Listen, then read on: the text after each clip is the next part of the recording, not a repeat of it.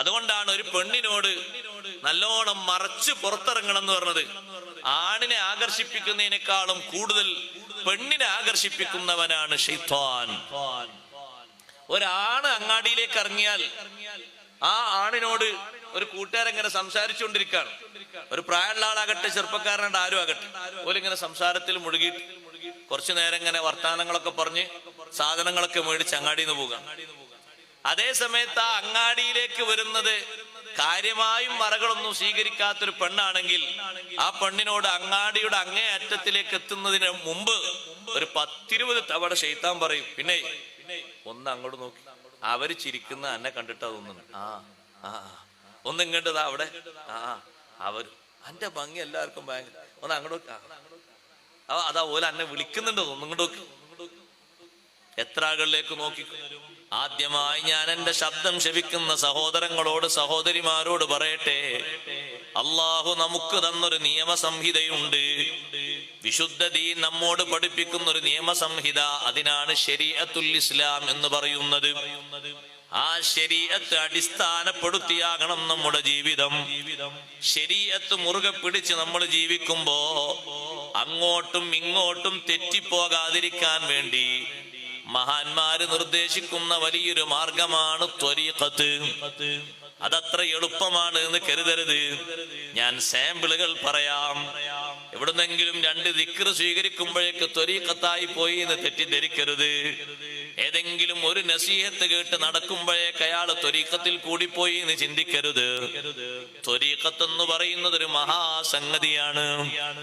ആ ത്വരീഖത്തിലേക്ക് പ്രവേശിക്കാൻ തന്നെ സഹോദരങ്ങളെ സൈനുദ്ദീൻ മഖ്ദൂം റളിയല്ലാഹു അൻഹു 9 വസിയ്യത്തുകളാ പറഞ്ഞത്. മൻ റാമ അയ്യസ്ലുക ത്വരീഖൽ ഔലിയാ ഫൽഹഫളൻ ഹാദിൽ വസായാ മിലാ. ഔലിയാഇന്റെ മാർഗത്തിലേക്ക് പ്രവേശിക്കാൻ ലക്ഷ്യം വെച്ച് വരുന്ന ആള്, ശരീഅത്ത് മുറുകെ പിടിച്ച് ജീവിതം നയിച്ച് മുന്നോട്ട് പോകുന്ന ഒരാള് ചിന്തിക്കുന്നു, ഞാൻ അള്ളാഹുവിന്റെ ഔലിയാക്കളെ പാന്താവ് പിന്തുടർന്ന് എനിക്ക് ജീവിതം രക്ഷപ്പെടുത്തണം. അങ്ങനെ ഉദ്ദേശിക്കുന്ന ഒരാള് ഈ വസിയ്യത്തുകളൊക്കെ പാലിക്കണം, ശ്രദ്ധിച്ച് ജീവിതത്തിൽ കൊണ്ടുവരണം. അതിലൊന്നാമത്തെ വസിയ്യത്ത് തൗബയാണേ. 9 വസിയ്യത്തുകളാണ് ബഹുമാനപ്പെട്ട സൈനുദ്ദീൻ മഖ്ദൂം റളിയല്ലാഹു അൻഹു നിർദ്ദേശിക്കുന്നത്. എന്തിന്? ആ 9 വസിയ്യത്തുകൾ പാലിച്ച് കൃത്യമാക്കിയിട്ട് വേണം ത്വരീഖത്ത് എന്ന് പറയുന്ന മഹാസംഗതിയിലേക്ക് ഒരാൾക്ക് കടക്കാൻ. ആദ്യം 9 ഒന്ന് കൃത്യമായി പാലിക്കണം. അത് റെഡിയായോ? എന്നാ പിന്നെ നിനക്ക് അതിന്റെ നല്ല മട്ടവും ഭാവവും റെഡിയൊക്കെ ഉള്ള നല്ല മഹാന്മാരുടെ നിർദ്ദേശങ്ങൾ സ്വീകരിക്കാനും അത് സ്വീകരിച്ച് മുന്നോട്ട് പോകാനുള്ള ഒരു കഴിവ് അള്ളാഹു നിനക്ക് തരും. അതിലൊന്നാമത്തത് തൗബയാണ് എന്ന് പറയുമ്പോഴേക്കന്നെ നമ്മൾ ആൾക്കാർ പറയും, ഉസ്താദ് അതിന് മാത്രം പ്രായമായിട്ടില്ല. തൗബയാണെന്ന് പറയുമ്പോഴേക്കന്നെ പറയും, തൗബക്കൊക്കെ ഒരു 75-80 ആണ്ടേ. അല്ലല്ല, തൗബ എത്രയും നേരത്തെ ചെയ്യുന്നോ അത്രയും നല്ല സുഖജീവിതം തരുന്ന അള്ളാന്റെ ഓർഡർ, അള്ളാഹു താലാന്റെ ഓഫർ അങ്ങനെയാണ്. നിങ്ങൾ 20-ാം വയസ്സിൽ തൗബ ചെയ്യുന്നുണ്ടോ, എന്നാ ശിഷ്ടകാല ജീവിതമൊക്കെ നല്ല സുഖജീവിതാണ്. സുഖജീവിതം എന്ന് പറഞ്ഞാൽ മരിച്ചിട്ട് ഖബറിലെത്തിയുള്ള കാര്യമല്ല പറയുന്നത്, ദുന്യാവിൽ തന്നെ. നിങ്ങൾ അള്ളാഹുവിലേക്ക് തൗബ ചെയ്യൂ, പകരം അള്ളാഹു എന്ത് തരും? യുമത്തിഉകും മതാഅൻ ഹസനൻ ഇലാ അജലിൻ മുസമ്മാ. നിശ്ചയിക്കപ്പെട്ട കാലാവധി വരെ നല്ല സുഖത്തിലായി ജീവിപ്പിക്കും. തൗബ അള്ളാഹു കബൂലാക്കിയിട്ടുണ്ടെങ്കിൽ അങ്ങനെയാണ്. തൗബ സ്വീകരിച്ചു കിട്ടിയാൽ അങ്ങനെയാണ്. അത് ചെറിയൊരു സന്തോഷം എന്നല്ല തൗബ കൊണ്ട് കിട്ടുന്നത്, വലുതാണ്. തൗബക്കുള്ള നല്ല ചാൻസ്, അവസരം അള്ളാഹു നമുക്ക് നൽകുമാറാകട്ടെ. എല്ലാ ഹക്കും വീടിയിട്ടുള്ള തൗബ അത് നേരത്തെ തന്നെ നിർവഹിച്ചുകൊണ്ട് പിന്നെ അങ്ങനെ ശ്രദ്ധിച്ചു പോകാന്ന് പറഞ്ഞാൽ അത് വല്ലാത്തൊരു സൂക്ഷ്മത തന്നെ ആയിരിക്കും. അത് ആലോചിച്ച് നോക്കി. തൗബക്കുള്ള 4 ഷർത്ത്, 3 ഷർത്ത് ഒരു പക്ഷെ ഒത്തിങ്ങനെ പോകാം. 4 ഷർത്തും കൂടി റെഡിയാക്കിയിട്ടുള്ള ഒരു തൗബ റെഡിയായി കഴിഞ്ഞ് പിന്നെ ഒരാൾ തെറ്റാതെ അങ്ങോട്ടും ഇങ്ങോട്ടും ഒന്നും പേക്കാതെ എവിടെയും കുടുങ്ങാതെ ഒരു കുഴിയിലും ഒരു ചളിയിലും വീഴാതെ വളരെ കൃത്യമായിട്ട് പോകുക എന്ന് പറഞ്ഞാൽ ഇതൊരു പണി തന്നെയല്ലേ. ആ തൗബന്റെ ബാബിന്റെ അവസാനം സൈനുദ്ദീൻ മഖ്ദൂം റളിയല്ലാഹു അൻഹു പറഞ്ഞു, നീ തൗബൊക്കെ ചെയ്തു കഴിഞ്ഞാൽ പിന്നെ നീ എന്ത് ചെയ്യണം? പിന്നെ നീ കൃത്യമായിട്ട് എപ്പോഴും നീ എങ്ങനെ നടക്കണം?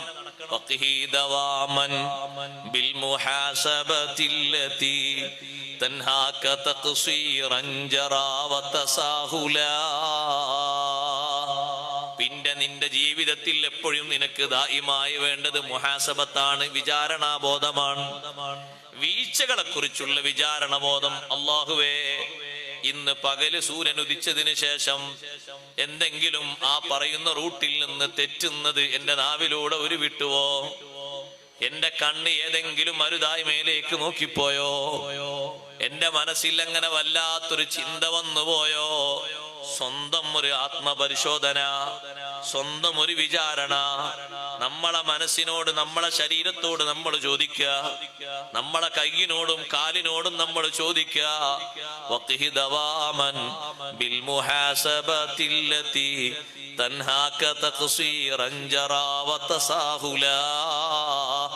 അശ്രദ്ധയും മടിയൊക്കെ മാറിപ്പോകുന്ന രീതിയിൽ നല്ല ഒരു ആത്മവിചിന്തനത്തിന് വേണ്ടി നീ പിന്നെ വിധേയനാകണം.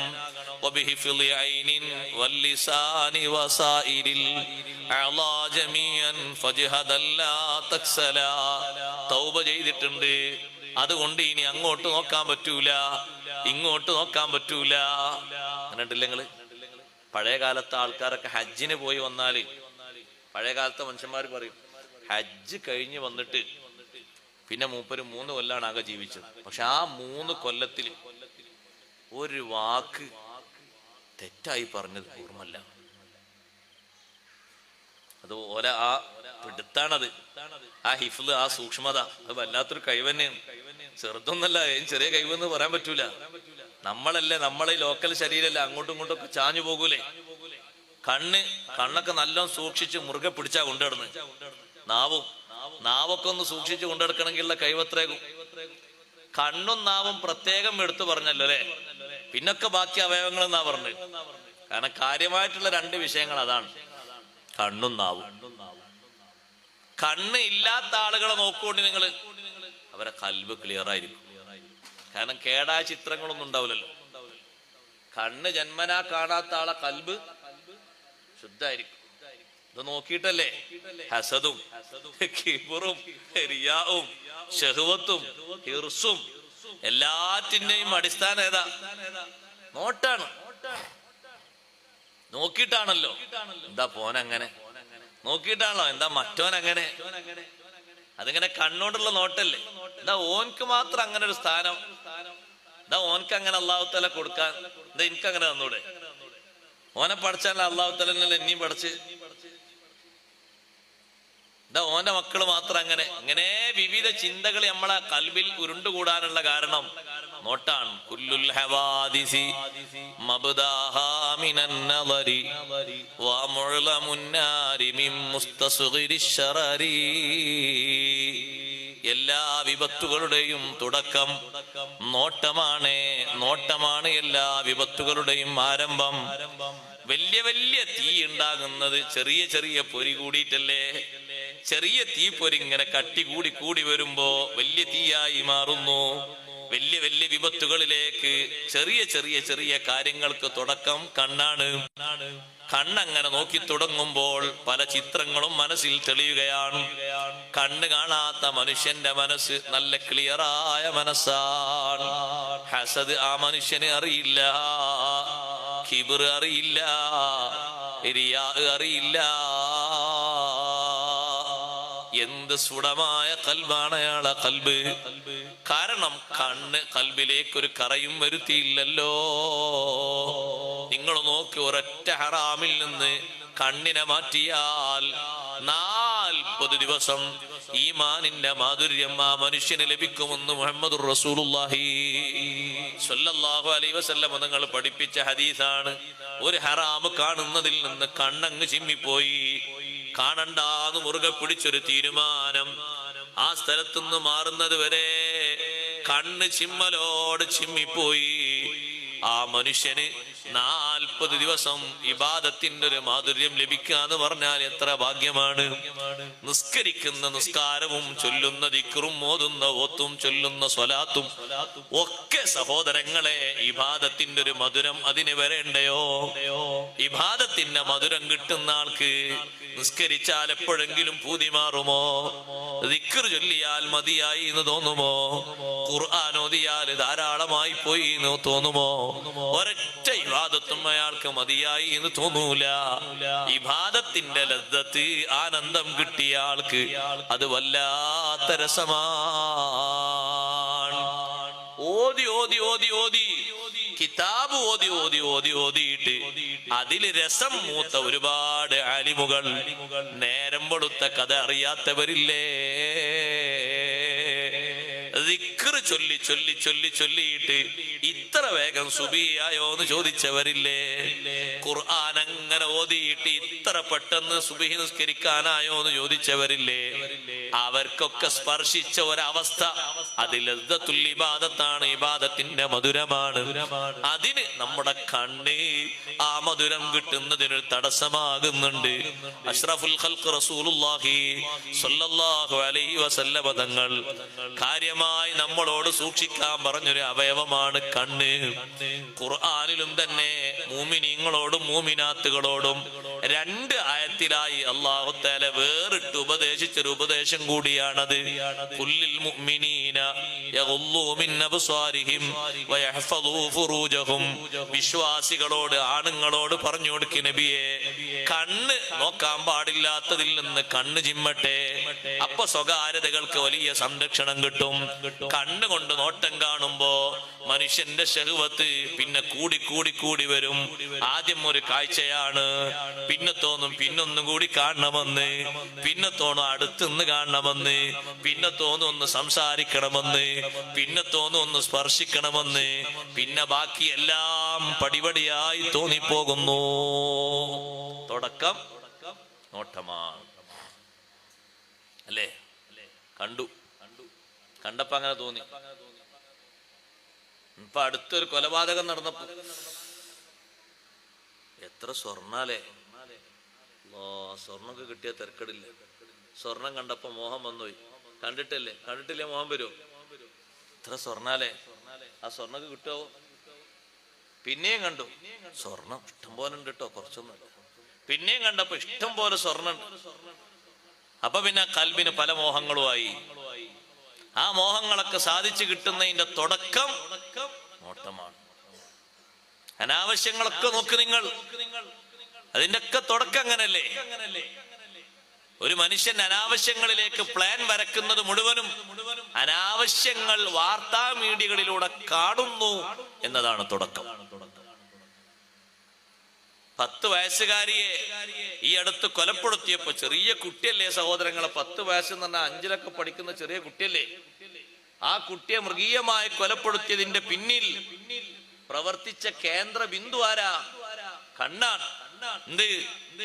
സീരിയലുകളിലുള്ള നിത്യമായ നോട്ടവും അതിന്റെ ചിത്രീകരണവും മനസ്സിലേക്ക് ഇങ്ങനെ തികട്ടി വന്നത് പ്രാക്ടിക്കലായി നടപ്പിലാക്കിയതാണത്. അതാണ് പ്രതി ഉത്തരം പറഞ്ഞത്. അവിടെയും പ്രവർത്തിച്ചത് സഹോദരങ്ങളെ കണ്ണാണ്. അതുകൊണ്ടാണ് ഒരു പെണ്ണിനോട് നല്ലോണം മറച്ച് പുറത്തിറങ്ങണം എന്ന് പറഞ്ഞത്. ആണിനെ ആകർഷിപ്പിക്കുന്നതിനേക്കാളും കൂടുതൽ പെണ്ണിനെ ആകർഷിപ്പിക്കുന്നവനാണ് ശൈത്താൻ. ഒരാണ് അങ്ങാടിയിലേക്ക് ഇറങ്ങിയാൽ ആ ആണിനോട് ഒരു കൂട്ടുകാരെങ്ങനെ സംസാരിച്ചുകൊണ്ടിരിക്കുകയാണ്. ഒരു പ്രായമുള്ള ആളാകട്ടെ, ചെറുപ്പക്കാരനായിട്ട് ആരും ആകട്ടെ, ഓലിങ്ങനെ സംസാരത്തിൽ മുഴുകിയിട്ട് കുറച്ചു നേരം ഇങ്ങനെ വർത്താനങ്ങളൊക്കെ പറഞ്ഞ് സാധനങ്ങളൊക്കെ മേടിച്ച് അങ്ങാടിയിൽ നിന്ന് പോകാം. അതേ സമയത്ത് ആ അങ്ങാടിയിലേക്ക് വരുന്നത് കാര്യമായും മറകളൊന്നും സ്വീകരിക്കാത്തൊരു പെണ്ണാണെങ്കിൽ ആ പെണ്ണിനോട് അങ്ങാടിയുടെ അങ്ങേ അറ്റത്തിലേക്ക് എത്തുന്നതിന് മുമ്പ് ഒരു 10-20 തവണ ശൈത്താൻ പറയും, പിന്നെ ഒന്ന് അങ്ങോട്ട് നോക്കി, അവര് ചിരിക്കുന്ന എന്നെ കണ്ടിട്ടാ തോന്നുന്നു, ഒന്ന് ഇങ്ങോട്ടതാ അവിടെ, അവര് എന്റെ ഭംഗി എല്ലാവർക്കും ഭയങ്കര, ഒന്ന് അങ്ങോട്ട് അതാ ഓല എന്നെ വിളിക്കുന്നുണ്ട്, ഒന്നിങ്ങോട്ട് നോക്കി. എത്ര ആളുകളിലേക്ക് നോക്കി. അതുകൊണ്ടാണ് അൽ മർഅത്തു ഔറത്തുൻ, ഇദാ ഖറജത് ഇസ്തശ്റഫഹ ശൈത്വാൻ. പെണ്ണ് മുഴുവനും ഔറത്താണ്, പെണ്ണ് മുഴുവനും ഔറത്താണ്. അങ്ങനെയല്ലേ നബി സല്ലല്ലാഹു അലൈഹി വസല്ലം പറഞ്ഞത്? പെണ്ണിന്റെ ശരീരത്തിന്റെ ഒരു ഭാഗം എന്ന് പറയാതെ അൽ മർഅതു ഔറത്തുൻ, സ്ത്രീ മുഴുവനും ഔറത്താണ്, മറക്കേണ്ടതാണ്. പുറത്തിറങ്ങിയാൽ ഇസ്തശ്റഫഹ ശൈത്വാൻ, പിശാച് അവളെ ആകർഷിപ്പിക്കും. ശൈത്താൻ അവളെ നോക്കിപ്പിക്കും. ഇങ്ങോട്ടൊന്ന് നോക്ക്, അങ്ങോട്ടൊന്ന് നോക്ക്, തിരിച്ചും മറിച്ചും നോക്കുന്നു. ചില ആണുങ്ങൾ ചോദിച്ചു, എന്താ പഠിച്ചോനെ ആ പെണ്ണ് ഇങ്ങോട്ട് നോക്കണ, നേരെ പോയാൽ പോരെ? പിന്നെയും നോക്കാണ്, പിന്നെ അങ്ങോട്ട് നോക്കുക, പിന്നെ ഇങ്ങോട്ടും നോക്കാണ്. ഇതിനാ നമ്മളോട് ആ മറ സ്വീകരിക്കണം എന്ന് പറഞ്ഞത്. അത് നമ്മുടെ സുരക്ഷിതത്വത്തിന് വേണ്ടിയാണ്, നമ്മളെ കണ്ണ് എങ്ങോട്ടും പോകാതിരിക്കാനാണ്. നാവിനെയും സൂക്ഷിക്കാൻ പറഞ്ഞില്ലേ? നാവിനെ സൂക്ഷിച്ച സഹോദരങ്ങളെ, ചെയ്യുന്ന മിക്ക പണിയും നന്നായി കിട്ടും. അതല്ലേ വെള്ളിയാഴ്ച നമുക്കൊക്കെ ഖതീബ് തരുന്ന ഉപദേശം, ഖൂലു ഖൗലൻ സദീദൻ യുസ്ലിഹ് ലക്കും അഅമാലക്കും. നിങ്ങൾ നേര് പറഞ്ഞോളി, എന്നാ അമലൊക്കെ നന്നായി കിട്ടും. നേര് പറയുമ്പോ എങ്ങനെ ഉസ്താദെ അമലൊക്കെ നന്നായി കിട്ടും എന്ന് പറഞ്ഞാൽ ഒരു അമലും എന്നല്ല, നിങ്ങളെല്ലാ അമലും യുസ്ലിഹ് ലക്കും അഅമാലക്കും. നിങ്ങൾ ചെയ്യുന്ന എന്തെല്ലാം സുഹൃതങ്ങളുണ്ടോ, ഫർളും സുന്നത്തും, അതൊക്കെ ലെവലായി കിട്ടണമെന്ന് ആഗ്രഹമല്ലേ? അള്ളാഹു സ്വീകരിക്കണം, നല്ല അമലാകണം. അതിനൊരൊറ്റ വഴിയേ ഉള്ളൂ, ഖൂലു ഖൗലൻ സദീദൻ. നേര് പറയാം, നേരെ ചൊവ്വേ മാത്രം പറയാം. അങ്ങനെ സൂക്ഷിക്കാൻ കഴിഞ്ഞാൽ അത് വലിയ കഴിവാണ്. അത് വല്ലാത്തൊരു കഴിവ് തന്നെയാണ്. അത് സമ്മതിച്ചു കൊടുക്കേണ്ട ഒരു കഴിവാണ്. അങ്ങനെയൊക്കെയല്ലേ മഹത്തുക്കളെ സമ്മതിക്കണ ഒരു രൂപം പറയുന്നത്. ബാക്കിയുള്ള അവയവങ്ങളൊക്കെ മൊത്തത്തിൽ എണ്ണി ഇത് രണ്ടും കാര്യമായി സൂക്ഷിക്കണം. എന്നിട്ട് നീ സൂക്ഷ്മതയിലായിട്ട് നടക്കുമ്പോ പിന്നെയും പരീക്ഷണങ്ങൾ വരാം. അശ്രദ്ധ മൂലമോ ഏതെങ്കിലും പാടില്ലാത്തവരോടൊപ്പമുള്ള സഹവാസത്തിലോ ആയിട്ട് നിന്റെ ഈ തൗബയെ തകർക്കുന്ന രീതിയിൽ എന്തെങ്കിലും പരീക്ഷണങ്ങൾ വന്നാൽ പെട്ടെന്ന് അവിടുന്ന് സലാമത്താകണം. പിന്നെ കുടുങ്ങിപ്പോകരുത്. ഏതെങ്കിലും ആളടുത്ത് പോയി നീ ഇരുന്നു പോയി, നീ ആരാണ്? തൗബ ചെയ്ത് കറക്റ്റായ ആളാണ്. ഒന്നാമത്തെ വസിയത്ത് പാലിച്ചാ നീ വന്നിരിക്കുന്നത്. പടച്ചോനെ, ആ പറയുന്നതും ആ കേൾക്കുന്നതൊക്കെ എനിക്ക് ദഹിക്കാൻ പറ്റാത്തതാണല്ലോ. അസ്സലാമു അലൈക്കും, ഞാൻ ഇപ്പൊ വരാം, ചെറിയൊരു കാര്യമുണ്ട്. നീ പെട്ടെന്ന് അവിടുന്ന് രക്ഷപ്പെടണം, പെട്ടെന്ന് പോയേക്കണം, അവിടെ തമ്പടിച്ചു കൂടണ്ട.